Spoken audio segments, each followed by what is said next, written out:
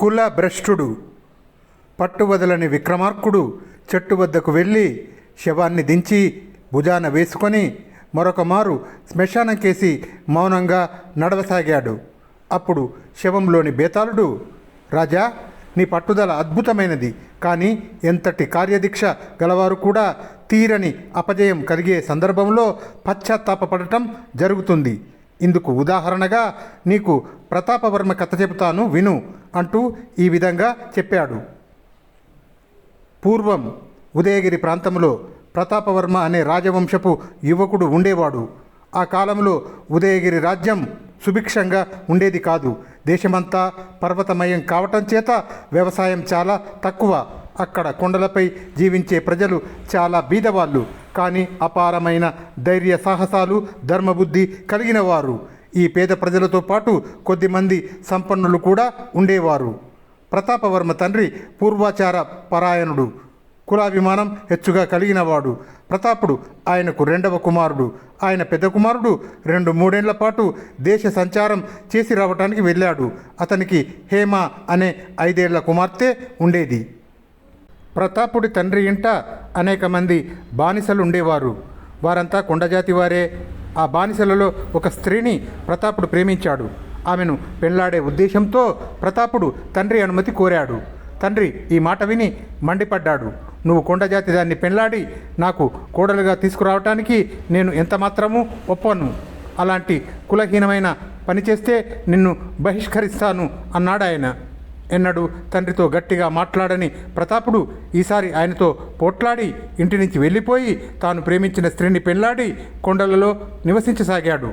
వీడు ఈనాటి నుంచి నా కొడుకు కాడు, వీడు ఇక్కడికి వస్తే పరాయి వాడల్లే చూడండి అని ప్రతాపుడి తండ్రి తన ఇంటి నౌకర్లకు ఉత్తర్వు ఇచ్చాడు. కొండజాతి దాన్ని చేసుకున్న ప్రతాపుడు ఏమాత్రమూ సుఖపడలేదు.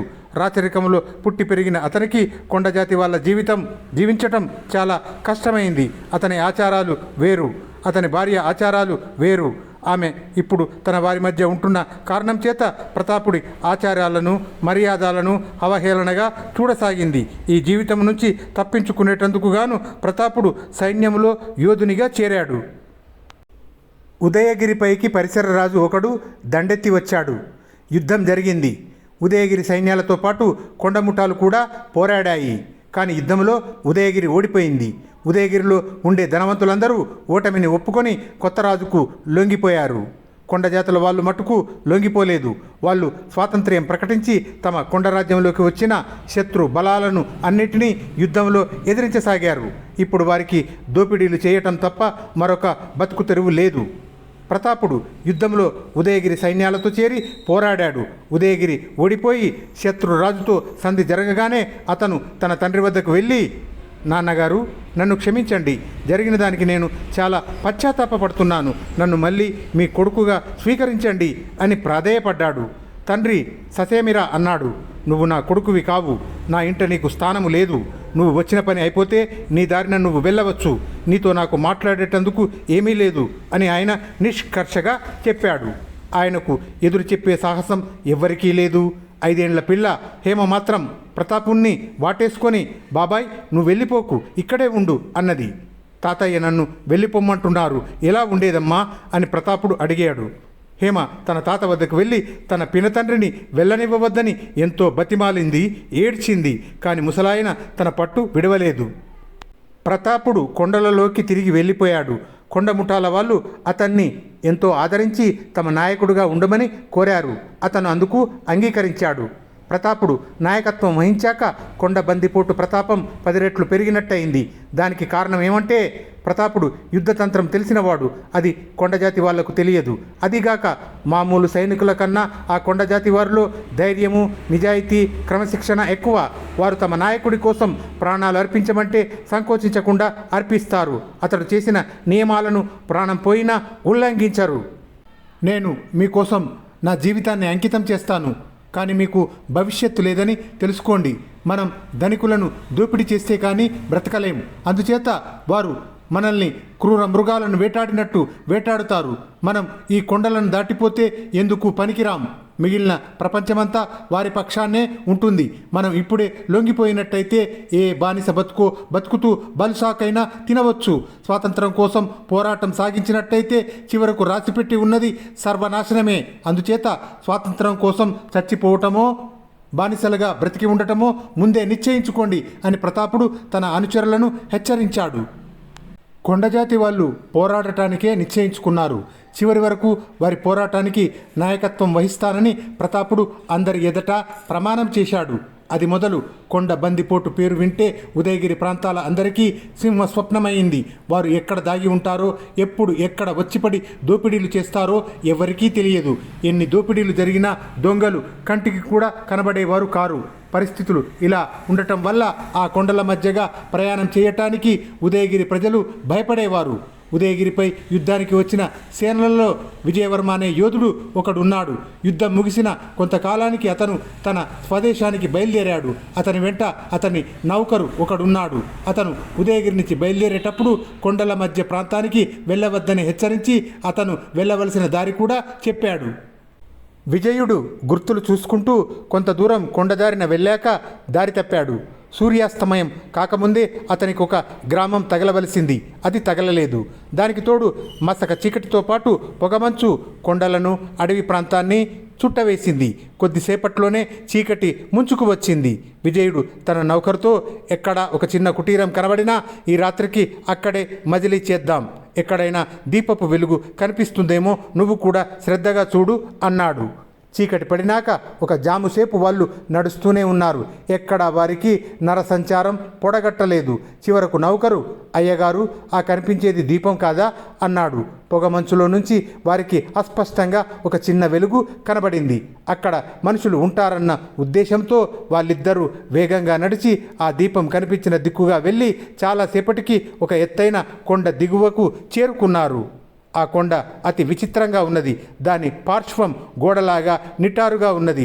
ఆ పార్శ్వంలో ఒక గుహ లాంటిది ఉన్నది. ఆ గుహలో నుంచి వెలుగు వస్తున్నది. గోడలాగా ఉన్న ఆ కొండ పార్శ్వాన్ని ఎక్కి గుహను చేరుకోవటం మనుష్య మాతృడికి ఎవరికీ సాధ్యమయ్యే పనే కాదు. అయినా ఆ గుహలో మనుష్యులు ఉండి తీరాలి. ఆ మనుషులు బందిపోటు వాళ్ళు అయినప్పటికీ ఈ రాత్రికి వారిని ఆశ్రయించక తప్పదు. అందుచేత విజయుడు ఎలుగెత్తి కేక పెట్టాడు. ఆ గుహలో ఉంటున్నది కొండ బందిపోట్లే. అది చాలా విశాలమైన గుహ, శాఖోపశాఖలు గలది. అందులో అనేక మంది సుఖంగా నివసించడానికి చోటు ఉండటమే కాకుండా ఆహార ధాన్యాలు అనేక మాసాలకు సరిపడా నిల్వ ఉంచుకోవటానికి కూడా చోటున్నది. ప్రతాపుడు కూడా ఈ గుహలోనే ఉంటున్నాడు. విజయుడు పెట్టిన కేకలు విని కొండవాళ్ళు గుహలో నుంచి తొంగి చూశారు. వారు తాటినిచ్చెన ఒకటి దించి, మీ గుర్రాలను కింద వదిలేసి నిచ్చెన ఎక్కి పైకి రండి, వాటికేమీ ఆపద జరగదు అన్నారు. ఆ గుర్రాలు మళ్ళీ తమ కంట పడతాయని కానీ, తాము తిరిగి ప్రాణాలతో ఆ గుహ నుంచి బయట పడతామని కానీ అట్టే నమ్మకం లేకపోయినా విజయుడు ధైర్యంగా తన నౌకరుతో పాటు గుహలోకి ఎక్కి వచ్చాడు. గుహలో వారికి మంచి భోజనము, పడుకునేటందుకు మెత్తలు దొరికాయి. వారిని ఎవరు ఎలాంటి ప్రశ్నలు వేయలేదు. తెల్లవారుజామున ప్రతాపుడు వచ్చి విజయుడితో, మీరు బయలుదేరటానికి వేళ అయ్యింది. మీ గుర్రాలకు దాన కూడా పెట్టాం. మీకు దారి చూపటానికి నేను కొంత దూరం వెంట వస్తాను అన్నాడు. నిన్న రాత్రి మీరు మాకిచ్చిన ఆతిథ్యం ఎన్నటికీ మరవలేను అంటూ విజయుడు ప్రతాపుడికి తన కృతజ్ఞత చెప్పుకున్నాడు. తర్వాత అతను, అతని నౌకరు కొండ దిగి వచ్చి గుర్రాల మీద బయలుదేరినారు. ప్రతాపుడు వారిని ఒక క్రోసు దూరం సాగనంపి వారు వెళ్ళవలసిన మార్గం చూపించాడు. విజయుడు అతనితో, మీరెవరు, ఈ గుహలో ఎందుకుంటున్నారు, ఇక్కడ మీకు ఇన్ని సదుపాయాలు ఎలా అమరుతున్నాయి అని అడిగాడు.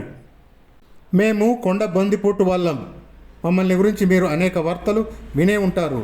అందులో కొన్ని అబద్ధమని మీరు గ్రహించే ఉంటారు. నేను వీళ్లకు నాయకుణ్ణి, కానీ నేను కొండజాతి వాణ్ణి కాను. నేను ఒక రాజవంశం వాణ్ణే, కానీ పరిస్థితుల ప్రోద్బలం చేత వీరికి నాయకుణ్ణి అయ్యాను. ప్రస్తుతానికి మాకు జీవితం సుఖంగానే జరిగిపోతున్నది. కానీ ఇలా ఎంతకాలమో జరగదు. నాకు తెలుసు, మా ఆఖరు రోజులు సమీపించినప్పుడు నేను మీకోసం కబురు చేస్తాను. నా కోరిక మన్నించి నన్ను చూడటానికి మీరు రావాలి అన్నాడు ప్రతాపుడు. కొన్ని సంవత్సరాలు గడిచాయి.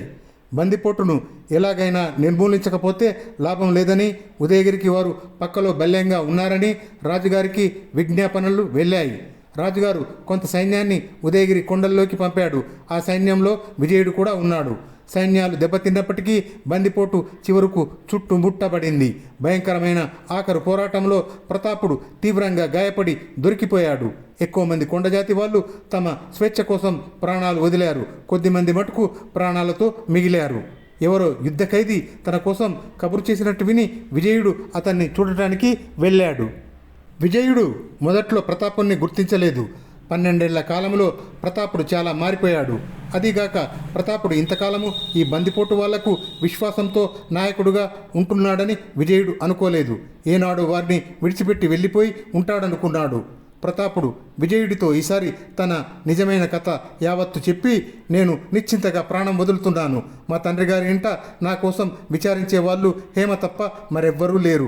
నా జీవితం సఫలమైందని, నాకు ఎవరి మీద, మా నాన్నగారిపైన కూడా ఎలాంటి ఈర్ష్య లేకుండా చనిపోయానని, నా కోసం దుఃఖించవద్దని హేమతో చెప్పి, నా జ్ఞాపకార్థం ఈ ఉంగరం హేమకివ్వండి అంటూ తన వేలికి ఉన్న ఉంగరం తీసి విజయుడికి ఇచ్చాడు. విజయుడు ఆ ఉంగరాన్ని తీసుకుపోయి హేమకు ఇచ్చాడు. తర్వాత హేమ విజయుణ్ణి పెళ్లాడింది. వారిద్దరూ తరచూ ప్రతాపుణ్ణి గురించి మాట్లాడుకొని ఎంతో సంతృప్తిని చెందేవారు. బేతాళుడు ఈ కథ చెప్పి, రాజా, ప్రతాపవర్మ స్వభావం ఎలాంటిది? అతను ఒక కొండజాతి దానికోసం తన కులానికి ఎందుకు బలి అయ్యాడు? బలి అయినవాడు తిరిగి తండ్రికి క్షమాపణ ఎందుకు చెప్పుకున్నాడు? తన భార్యతో సుఖం లేనందువల్ల అతను తాను చేసిన పనికి పశ్చాత్తాపడ్డా? పశ్చాత్తాపడినవాడైతే తిరిగి కొండజాతి వాళ్ళ వద్దకు వెళ్ళి వారికి నాయకత్వం ఎందుకు వహించాడు? తన తండ్రి తన క్షమాపణ నిరాకరించలేదన్న కోపం చేతనా? అలా అయితే అతను చనిపోయేటప్పుడు తనకు ఎవ్వరిపైనా ఎలాంటి ఈర్ష్య లేదని ఎందుకు అన్నాడు?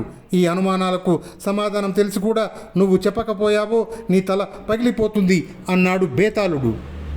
దానికి విక్రమార్కుడు, ప్రతాపుడు తాను చేసిన పనికి పశ్చాత్తాపపడలేదు. అతని స్వభావం ధర్మం కోసం జీవితాన్ని ధారపోసే స్వభావం. తాను ప్రేమించిన మనిషిని పెళ్లాడటం ధర్మమని పెళ్లాడాడు. తన దేశాన్ని రక్షించుకునేటందుకు శత్రువుతో యుద్ధం చేయటం ధర్మమనుకొని యుద్ధం చేశాడు.